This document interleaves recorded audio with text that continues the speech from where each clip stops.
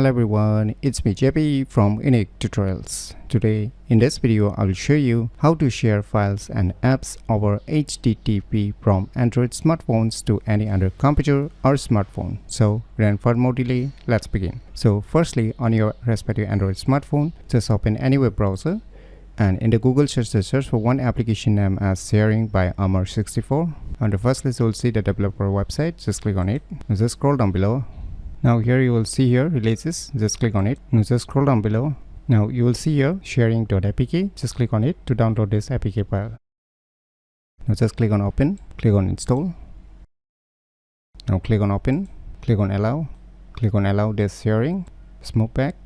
Now you can see the user interface of this application, right? So now I want to share files and apps from my Android smartphone to my respective Windows computer. So let's jump to the computer. So now before proceeding further, kindly connect both of your respective devices with the same Wi-Fi internet connections. And after that, just click on this red button icon on your respective Android smartphone. Once you see the green color indication, you can see the server is running. That means the application has been activated.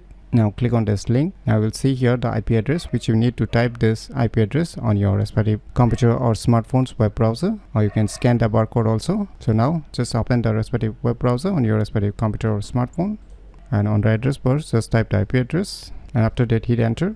Now you can see here send or receive option is showing up. That means our devices has been connected successfully. Now even if on your respective Android smartphone, you can see here one notification showing one user. So now you can either use add apps, you can send the apps also, or you can send the files, whichever you like. So I'll just send the files here. So just click on this add files on your respective Android smartphone and select whatever file you want to send. Say I just want to send your image file. After selecting the respective file, click on select.